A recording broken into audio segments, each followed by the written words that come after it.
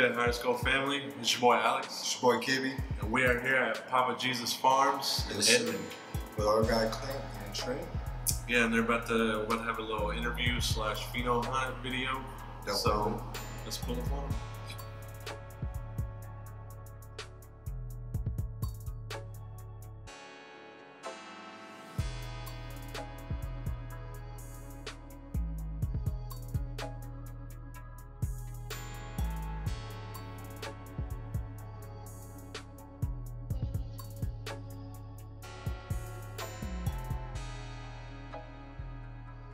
Good HigherScope family, it's your boy Alex. It's your boy Kibby. And we are here at Papa Jesus Farms with Clent and Trent. Yes, sir. Got the brothers over there. We're here for the first part of our interview / pheno hunt. A little quality assurance testing, nothing more, nothing less. Quality control. So, brothers. Let me ask. So, where are you from? How long have you been growing? Sure. So I'm from Texas, born and raised. Okay. Really been growing, really probably since '99. You know, just something small. You know, being in Texas, you have to be pretty careful with that. Absolutely. You know, life changes. We had to stop. Really focus on my adult life, I guess. You know, things that pay the bills. But you know, went up to Oregon in latter part of 2016, early 2017. To get into the business and to the industry and really learn it.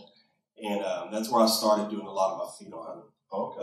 Up there, running through some of my genetics, learning a lot of organic practices that I carry forward today with the soils, the nutrients, the teas that I run.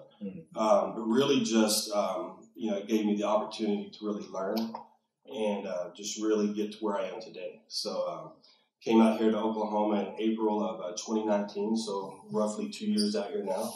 Nice. And, you know, continuing to run through my genetics, trying to bring forth the best that I can, you know, trying to keep it clean, bring fresh flavors at all times, which is why I'm constantly running through, you know, different genetics, run over run in my R&D room back there, you know, just to bring fresh and new flavors to the market. I mean, it's a process. So, yeah, commercially, really just a few years, but I love it, man. I wouldn't change it. Living the dream, Yep. for sure. So, where'd you come up with the name Papa Jesus Farms?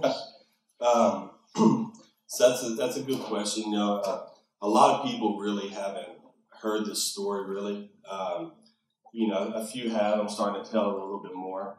But really, the Papa Jesus is named after my dad. That's him on the logo with the pipe.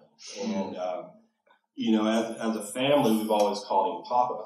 And, you know, the Jesus kind of stuck one day when my brothers and I were smoking him out. And he got a little too medicated and was passed out on the floor like this and looked like Jesus. So the Papa Jesus just kind of stuck as a name. I wanted to make it a brand. Something that really symbolizes how cannabis has helped his life and really extended it beyond, I think, what a lot of people have expected for him, you know, including the doctors that he had worked with. You know, he wasn't given a whole lot of time. And this was right before I decided to get into the cannabis industry, which is really what kind of pushed me in that direction because I saw how cannabis was really helping him. You know, he suffers from liver disease and, you know, he was on a lot of prescription pills. And it was just really killing him further than helping him. So, you know, it got to a point to where cannabis treatment was really the better option, but it wasn't the easiest option with him living in Texas and not really having the accessibility to it. So, you know, we took that risk. My brother and I, we drove him to Colorado, you know, got him loaded up with some RSO, high CBD, a lot of flour, and he just started getting that in his body. You know, over the course of, you know, 30 days, 60 days, 90 days. Yeah. And his whole health started improving. He started dropping prescription pills. He started consuming more of the cannabis and, you know, he started eating better. He started getting up, moving around, and it just really improved his life overall. And, you know, one of the coolest things about it is he found a seed in one of the bags that I got him. So he started growing that plant in his closet. So his mind started focusing more on the life of that plant and growing that plant than focusing on that, hey, I'm dying, I'm sick, and all that. So that was part of the whole transformation process for him. Saw how it was really helping him, and I decided to, take that risk and jump into the industry. Here, that's where I am today. So, I just really built that on how it's helped him. Our slogan that, that we put on the back of the bags and everything says, everyone needs a little pot of Jesus. And, what that means is that everybody needs a little bit of cannabis in their life, for whatever that reason may be. So that's where that comes from. Everybody needs a little bit of pot of Jesus. Everybody needs a little bit of cannabis, just how it's helped my dad. Beautiful. Now I wanted to know, what's been your favorite strain that you've grown? It can be an old one you run now, and why wasn't your favorite? It's hard for me to pick just one. That's why I like so much of a variety, because it seems like every new run, every new genetics I run through, I find a new favorite. But I say one that I just go back to, not necessarily to smoke so much, but to grow, because it's such a beautiful plant, is the Black Cherry Punch. It's just incredible profile on it. The stature is strong. It's just a beautiful, beautiful plant. It has the most beautiful fade, very red and purple flowers. For sure. And it's just got a really nice smell to it. I mean, you guys can smell it when you come in. That's that heavy punch coming off of it. Absolutely. And it's just one strain that lights up the room. I love growing it. Just because it's a beautiful plant. Just a really beautiful plant. So that's one that I really love going to. Another one that I really enjoyed growing was Cali China from Ace Seeds out of Valencia, Spain. Okay. So Ace does a really good job of preserving a lot of land-raised genetics, pure genetics. I'm a huge nerd for the land races. Right. So they do a lot of preservation of them. They do some crosses into some other land races and some things that they work on exclusively. And the Cali China is a cross of Cali Mist and China Unit.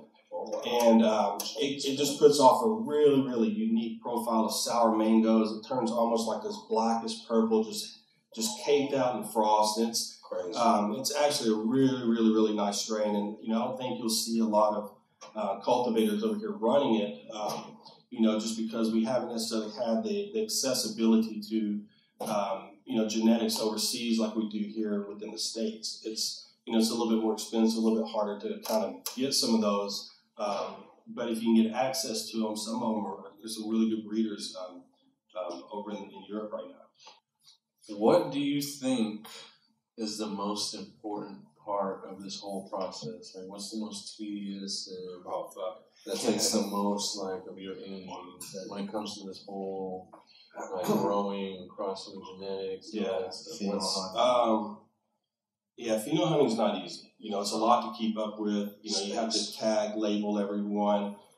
When you take clones, you have to label. I mean, it's you have to keep track of a lot of stuff. You can easily get things mixed up, and also, all the different phenotypes that come from a batch of seeds.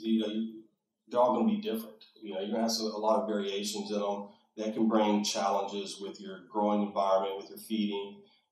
Because some may be sensitive to certain things where others are not.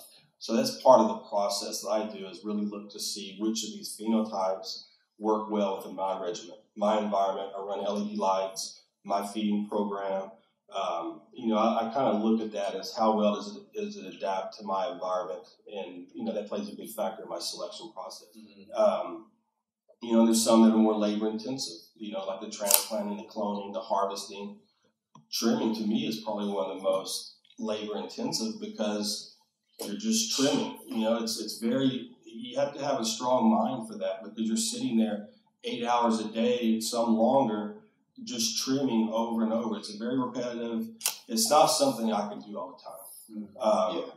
Absolutely. I enjoy trimming just a little bit at first, so I can see. I want to see the structure of the bud.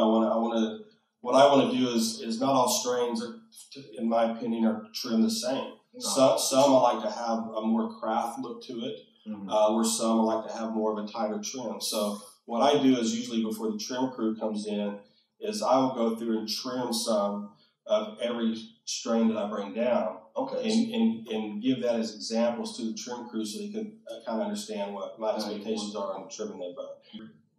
And also, I'm curious, what's your favorite way to consume cannabis? I love smoking joints, man. Fat fucking joints. Cannons. For the people. Cannons. Yeah, J's all day. I mean, I matured into that mentality over time because usually it would just be blunts, bongs, but an occasional joint. And now I look for the paper just to get that full experience. Yeah, I'm with you on that. You know, for joints, I can assess everything better when smoking a joint of it. And it's, you know, when I'm doing a lot of pheno tasting and stuff, that's what I want to do is I really want to assess the flower. I want to assess, you know, is it getting me high a quarter way through it, halfway through it, or all the way through it? You know, how long does it take before I start feeling it? And that's a good way for me to assess the potency of it. Sure. You know, I look for that dry pool. You know, what do those terps taste like on that dry pool? You know, how well does it burn? You know, you got to look for all that stuff in it. But that's what I like about smoking a joint because you can assess all that. And you know, and the further that joint burns, the more robust that profile gets. You know, and yeah, just joints my preference. But I agree with you 100%. So, where can the public find your products at? Right now, nowhere.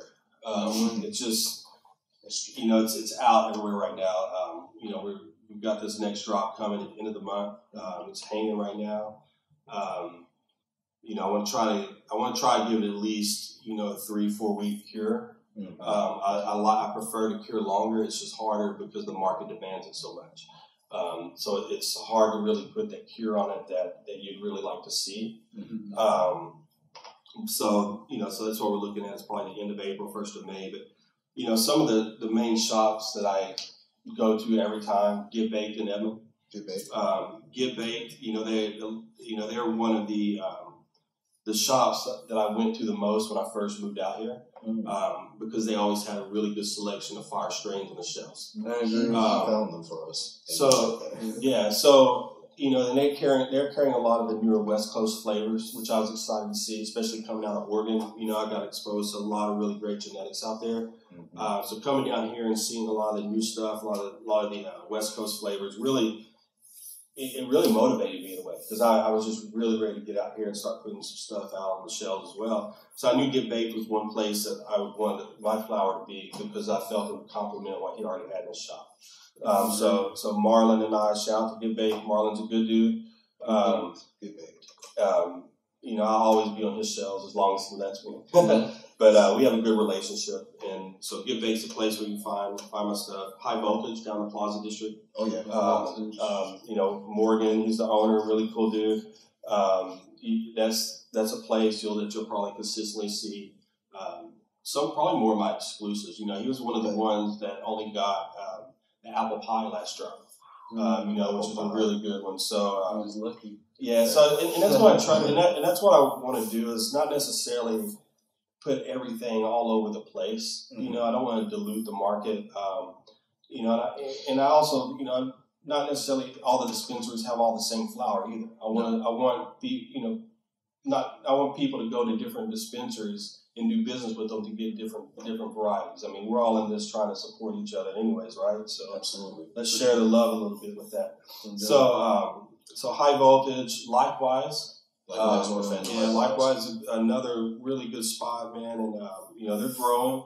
So you can definitely see my flower there. Sage Wellness, another spot down the street. Yeah. So that, you know, that's a few here in OKC. I mean, there's a lot more. The green rooms carry my flower. You probably see it back in there. Yeah.